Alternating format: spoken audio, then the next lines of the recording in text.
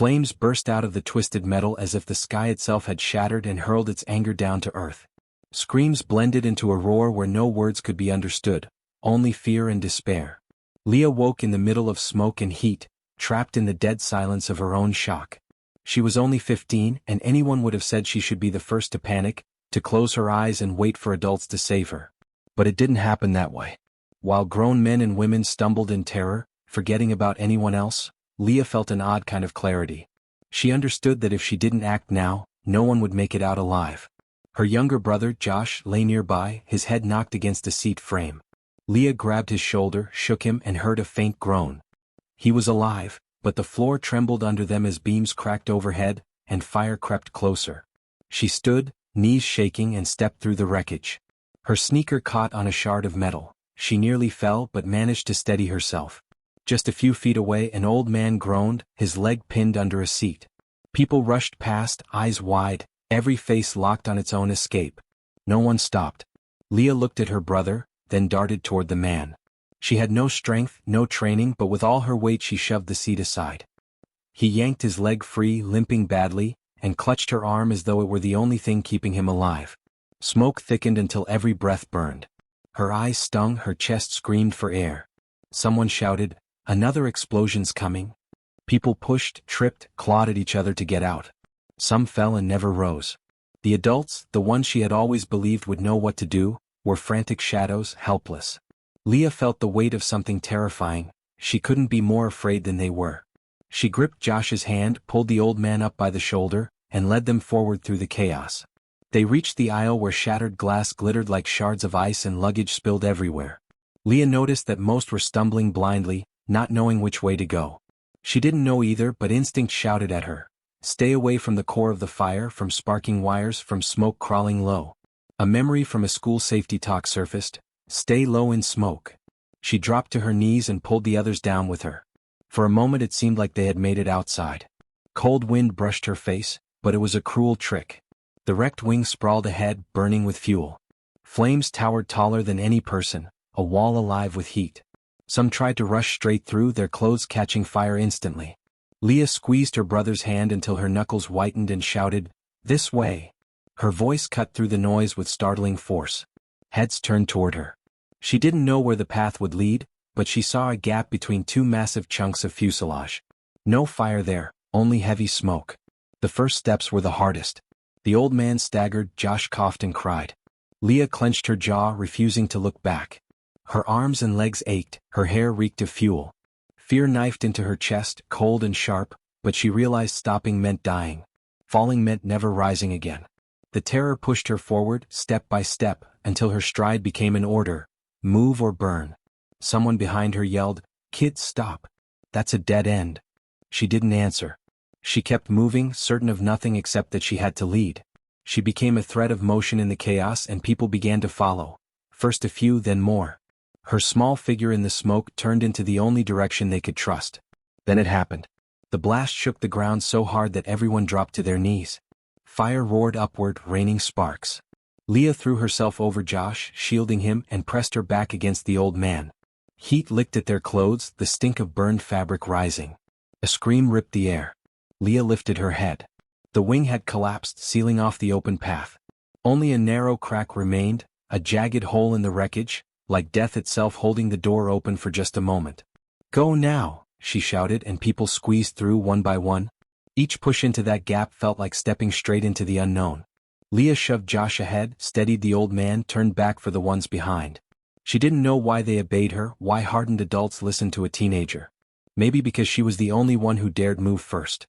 On the other side the air was clearer. Relief flickered, but it lasted only a heartbeat. Ahead stretched a dark forest, silent except for distant explosions still rocking the wreckage behind them. Leah dropped to the ground, clutching Josh to her chest. Her heart thundered like it wanted to tear free. But when she lifted her head, she saw them. Dozens of eyes fixed on her, waiting, needing. Every gaze asked the same question. Where do we go now? Responsibility landed heavy on her thin shoulders. She hadn't asked for it. She didn't want it. But she couldn't run from it either. In her mind she heard her mother's voice. When you're scared, take the first step. The rest will follow. Leah rose, wiped soot and tears from her face, and turned to the crowd. She didn't know what lay ahead, but she knew she couldn't let them see her doubt. She brushed the tears from Josh's cheeks, lifted her arm and pointed into the trees. Her voice was hoarse but steady, "We go that way." People exchanged glances then followed. Behind them, the wreck still burned, explosions tearing apart what was left of their old world. And none of them yet understood, the real nightmare was only beginning. The forest swallowed them in darkness, and the faint light from the burning wreck flickered like a sinister lantern behind their backs. The ground was uneven, tangled with roots, branches snapping under their hurried steps. Smoke still clung to their clothes, searing throats raw, but the air here at least allowed them to breathe. Leah's lungs worked like bellows, each inhale scraping her chest, but she forced herself to keep moving. She couldn't show weakness, not now, not while people were looking at her like she knew the way. The group had grown larger than she realized. Every time she glanced around, there were more faces. Some were burned, some bleeding, some pale as ghosts. They shuffled after her, drawn not by confidence. They all knew she was just a child, but by something else. The simple truth that she was walking when the rest had been frozen. Leadership is sometimes nothing more than moving when everyone else is stuck. Leah felt that truth pressing against her with every step. The old man leaned heavily on her shoulder, his breath shallow, his leg dragging uselessly behind him. Josh stumbled too, clutching his sister's shirt as if letting go meant vanishing forever. Leah's arms ached, her legs trembled, yet she didn't stop. She couldn't. The fire behind them still rumbled, and the night air carried the metallic taste of blood and fuel. Every sound seemed magnified, an owl hooting, branches creaking, someone coughing behind her. The survivors were no longer just escaping flames. They were wandering into the unknown with no clear end in sight. They reached a small clearing where the moonlight filtered through the trees. For a brief moment, Leah thought they might finally rest. But the moment crumbled as quickly as it appeared. One man, tall and heavy-set, stepped forward, his face streaked with soot. His eyes darted around, wild and angry. He raised his voice, harsh and accusing, demanding to know why they were following a girl. His words lashed like a whip through the group, igniting murmurs. People shifted uneasily, looking at Leah, then at him, then at the ground. Leah's throat tightened. She wanted to scream back, to remind him that he had been paralyzed while she dragged others through fire. But the words stuck. She wasn't interested in proving herself. Instead, she held Josh closer, adjusted her grip on the old man, and turned her gaze toward the forest. Without arguing, without defending herself, she kept moving. And something unexpected happened. Most of the group chose to move with her. The angry man shouted after them, his voice echoing in the night, but the sound grew fainter as the survivors ignored him. The trail grew steeper, winding up a hill. Roots clawed at their shoes and stones rolled beneath their feet.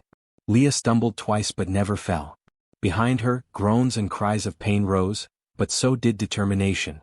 People began helping one another, copying what they had seen her do. A younger woman supported a limping stranger. A man lifted a child onto his shoulders. The spirit of survival had spread, fragile but alive. Leah noticed this and felt a flicker of hope. Maybe they could make it through together. At the top of the hill, the forest opened to reveal a slope littered with metal fragments from the crash. Smoke still curled upward from the earth, and a sharp stench of fuel filled the air. The wreckage had scattered further than they realized. Flames still flickered among the debris, threatening to cut off the way forward. Some people gasped, others cursed. The path ahead wasn't clear. In fact, it seemed blocked entirely. Panic rippled through the group again. Leah stood still for a moment, heart pounding. She knew every second they wasted meant the chance of another explosion. She scanned the slope with quick eyes and spotted a narrow ravine to the left, hidden partly by brush. It wasn't obvious and it looked dangerous, steep, rocky, filled with shadows, but it was the only opening that didn't glow with fire. She hesitated, aware that if she led them into it and it turned into a dead end, she'd lose the fragile trust they'd given her. Still, doing nothing wasn't an option. She pointed silently toward the ravine and stepped into it. Again the group followed. The descent was treacherous, rocks sliding underfoot, branches tearing at their arms. Twice people slipped and had to be hauled up by others. Leah's own hands were raw and bleeding, but she pressed forward. The ravine narrowed, walls closing in, and for a dreadful moment it felt like a trap. Echoes of footsteps bounced eerily, the darkness pressing close. Leah's breath quickened, fear biting at her resolve. But then, just when despair began to rise, the passage opened into another clearing. Here the air was cooler, cleaner. For the first time, stars glittered clearly above, and the distant glow of fire was finally fading. Some people dropped to their knees, sobbing, clutching each other as relief surged through them. Leah wanted to collapse too, to let her legs give out, but she remained standing, steadying the old man and brushing ash from Josh's face. She knew they couldn't stop yet. Behind her, whispers stirred. Some praised her bravery. Others muttered doubts, wondering how far they still had to go, whether help would ever find them. And Leah herself wondered the same. She had led them this far by instinct and fear, but now the weight of expectation grew heavier. They looked at her as though she had answers she didn't possess. She felt like a fraud, a child playing a role too large. But when the old man squeezed her hand with surprising strength and whispered hoarsely, "Keep going," she found enough courage to nod. The night was far from over. Somewhere in the distance, sirens wailed faintly, carried by the wind. It was a sound of hope, but also of urgency. Leah knew they were not yet safe. Too many injuries, too many unknown dangers ahead. The forest still loomed and fear still clung to every breath. She straightened her back and lifted her chin, even though her body screamed to rest. She wasn't ready to give up. Not while all those eyes were still on her. And as they prepared to move again, no one realized that among them walked a man whose fear was already twisting into something darker: resentment. He hadn't forgiven himself for following a child, and soon, his anger would tear open a wound that could cost them everything. The faint cry of sirens in the distance gave them a fragile hope, but the reality of their situation soon pressed down again. Injuries slowed the group, exhaustion gnawed at their bodies, and every step through the uneven terrain felt heavier than the last. Leah kept her pace steady, though her legs trembled with fatigue. She didn't dare look weak. Every time she glanced back, she saw the same thing: tired faces lit by expectation, as if her thin frame could somehow shield them all from death. The old man clung to her shoulder more tightly than before, his limp worsening. Josh stumbled often, but Leah caught him each time, holding him upright with more strength than she thought she had. The forest grew thicker as they moved downhill, branches clawing at their clothes, shadows stretching long and cold. The sound of the wreck behind them had grown faint, but the memory of the flames still seared their minds. Nobody forgot that the night could change in an instant. It was in this darkness that tension began to splinter the fragile unity. The large man who had shouted earlier was still with them, and his resentment had only deepened. He muttered angrily under his breath, loud enough for others to hear. Words like foolish, reckless, and child slipped out, feeding doubt into the air. Some began to hesitate, casting sidelong glances at Leah. She noticed it but pressed forward without a word. Leadership meant silence sometimes, letting action answer what words couldn't. They reached a stream cutting through the forest, its water dark and fast with recent rain. For a moment the group thought it meant salvation, fresh water, maybe a chance to wash away the soot. But the stream was swollen, nearly waist deep, its current violent. They couldn't wade across safely. The tall man saw his chance. He raised his voice, louder than before, accusing Leah of leading them into a dead end. Panic spread as he claimed she had doomed them. The crowd shifted, torn between fear and loyalty, looking for someone to believe. Leah's chest burned with the sting of his words, but she steadied herself. She scanned the streambank quickly, searching for a way out. Just upstream, a large tree had fallen across the water, forming a natural bridge. It wasn't safe, it was narrow and slick, but it was the only option. She didn't try to argue. She simply moved toward it, placed Josh on the trunk ahead of her, and helped the old man follow. The group hesitated, but when they saw her make the first crossing, one by one they began to move. Halfway across, someone slipped. A scream split the air as a woman lost her balance and tumbled into the current. For a heartbeat, everyone froze, horror gripping them. Leah dropped to her knees, crawled forward on the trunk, and stretched out her arm. The woman's hands flailed in the churning water. Leah braced herself and grabbed hold, her body jolted by the weight. For a terrifying moment it seemed both would fall, but others behind her lunged forward, grabbing Leah's waist, pulling them back together. The woman was hauled out, coughing and sobbing. Relief washed over the group, but so did dread. They realized how thin the line between survival and death really was. Once everyone was across, they collapsed on the far bank, trembling with exhaustion.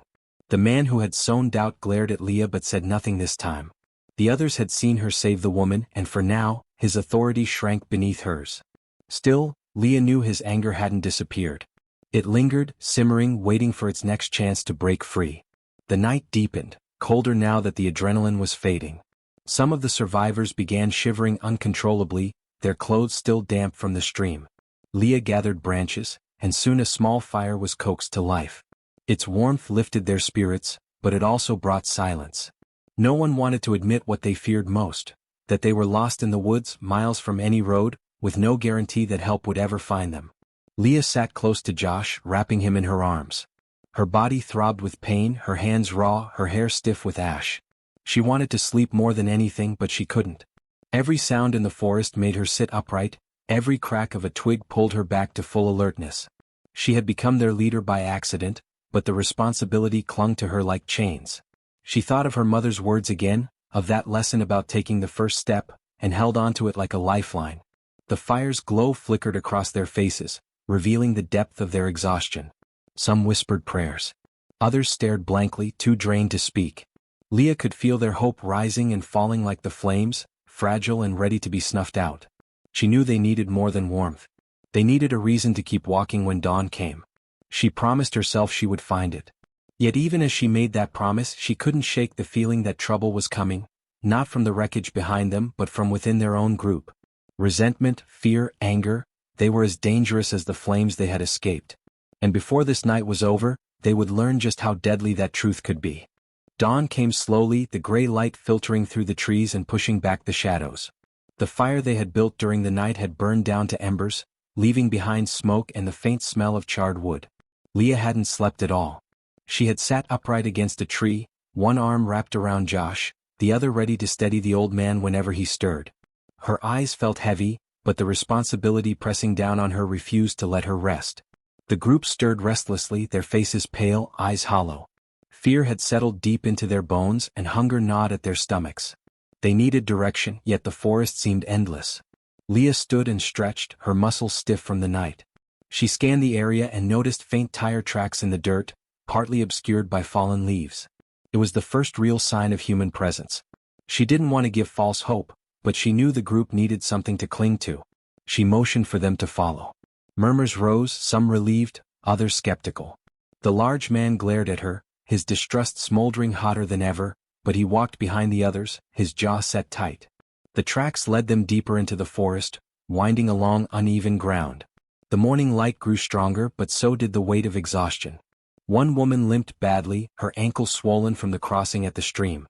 Another clutched her side, each breath shallow and painful. Leah slowed her pace to match theirs, though every instinct told her they had to move faster. Sirens had faded during the night. There was no guarantee rescuers were even near. The possibility of being stranded loomed large. They reached a ridge overlooking a valley. From there they could see smoke curling faintly in the distance, not from the wreck but from a farmhouse or cabin. Relief broke over the group like a wave and some cried openly. The promise of shelter, food, or even a phone felt like salvation. Leah wanted to believe it too, but the valley was vast and the path leading down was treacherous. She felt the burden of choice, risk the descent or search for another way. She decided quickly. There was no time for debate. She began the descent. The slope was steep, covered in loose soil and rocks that slid under their weight. Leah went first, holding Josh's hand tightly, guiding the old man carefully. Behind them, others stumbled, grasping branches for support. Then chaos erupted. The large man lost his footing, tumbling forward and knocking another person aside. Shouts echoed as several slid down uncontrollably, scraping skin and twisting ankles. Panic surged, the group scattering, some crying out in pain. Leah fought to keep her balance, gripping Josh tighter as the old man nearly collapsed against her. By the time they reached the bottom, several people were injured.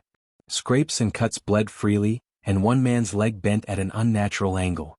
The group's morale plummeted, despair spreading like a sickness.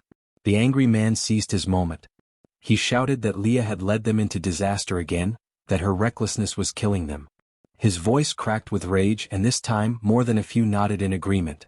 The fragile unity that had carried them through the night began to fracture. Leah stood frozen, her heart hammering. She wanted to cry, to shout that she was doing her best, that none of this was her fault. But before she could speak, Josh slipped from her grasp. She spun around and saw him darting toward the trees, chasing after a glint of something shiny, a piece of metal jutting from the ground. Panic seized her. She screamed his name and sprinted after him. The others shouted behind her, their voices a blur. Josh had reached the metal, but it wasn't just debris. It was part of the wreckage that had scattered further than they realized, still smoldering with hidden embers. Leah grabbed him just as a small burst of flame hissed upward. The heat singed her arm and she pulled him back, clutching him to her chest. Her heart thundered with terror. In her desperation to keep leading, she had nearly lost the one person she loved most. She staggered back to the group, Josh trembling in her arms. The old man reached for her shoulder, his touch steady despite his weakness. His eyes, though tired, held something unshakable, faith. It steadied her more than words ever could. She stood straighter, meeting the accusing stares. The angry man stepped forward, his fists clenched, ready to challenge her outright. For a moment, it seemed the group would split, torn apart by fear and anger. Then, faintly, the sound of dogs barking drifted through the valley. Had snapped up. The smoke in the distance suddenly meant more than shelter. It meant people. The possibility of rescue became real. The group's anger wavered, replaced by desperate hope. Leah pointed toward the sound, her voice hoarse but unwavering. She told them they were close, that all they had to do was keep moving a little longer. They started forward again, limping and groaning but driven by that sound. Leah stayed near the front, Josh clutched tightly at her side, the old man leaning against her shoulder. Yet she knew the danger wasn't gone. The valley was wide, the farmhouse still distant, and the group was fragile.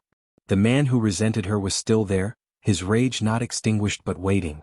And in her heart, Leah realized something terrifying. Surviving the crash had only been the beginning. The real fight, for trust, for unity, for life, was only just unfolding. The barking grew louder as they moved deeper into the valley, each step fueled by the fragile hope of rescue.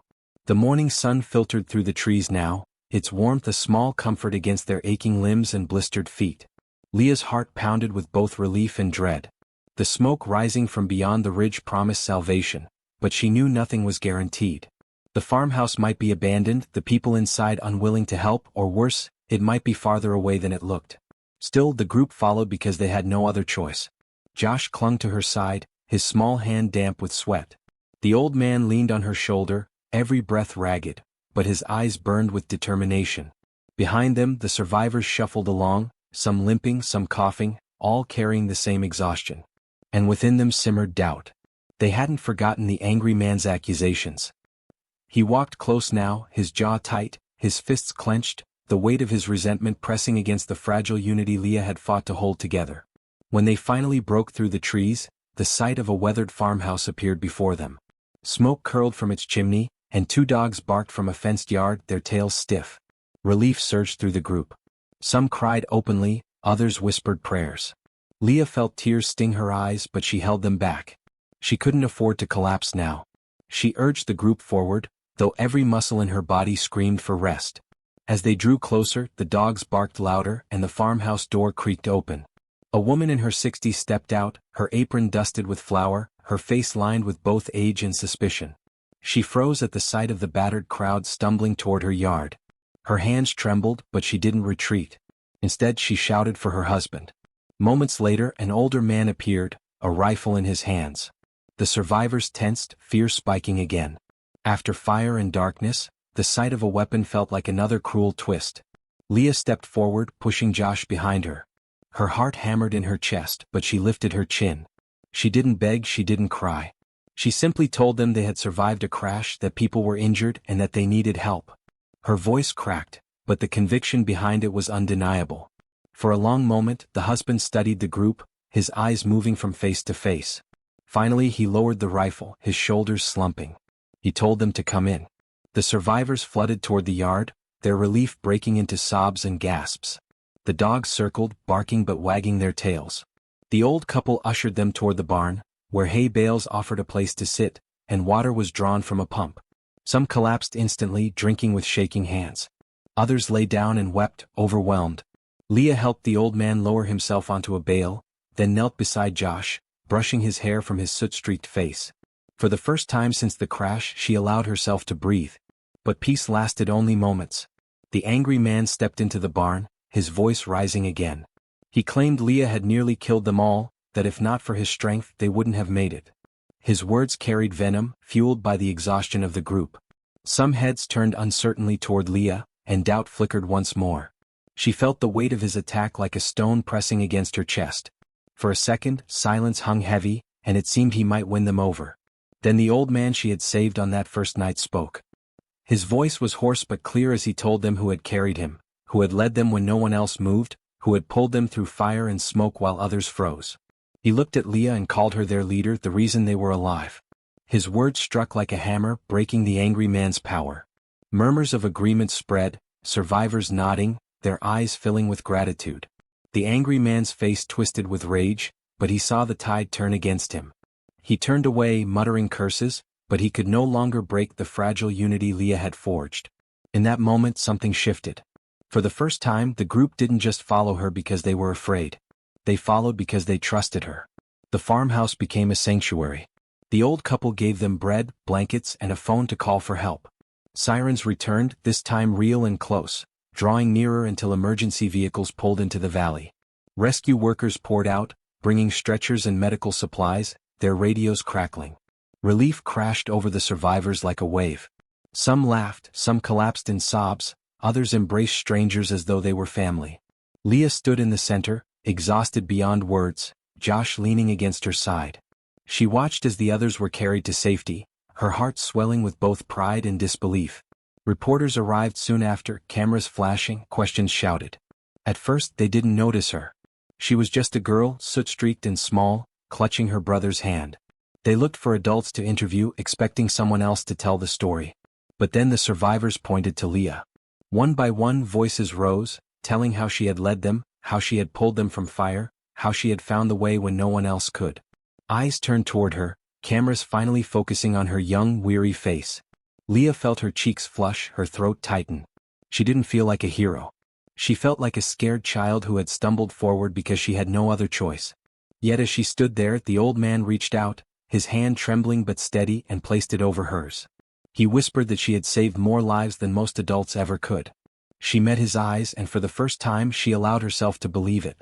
When they finally lifted her into the ambulance beside Josh, Leah looked back at the valley, at the farmhouse, at the group of people who owed their lives to a decision she hadn't even known she was making. She thought of her mother's words again, about taking the first step when fear seemed overwhelming.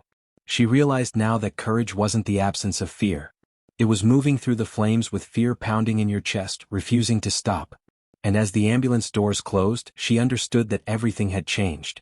She wasn't just the 15-year-old girl who had survived a crash. She was the girl who had led dozens through fire and darkness, who had carried them into the light of morning. And though the night had scarred her forever, it had also revealed something unshakable, the strength to rise when no one else could. Dear viewers, thank you for being with us. Subscribe to the channel, like us, and be sure to write in the comments what you think of this story. Don't forget to click on the bell, so you don't miss new interesting stories. See you soon.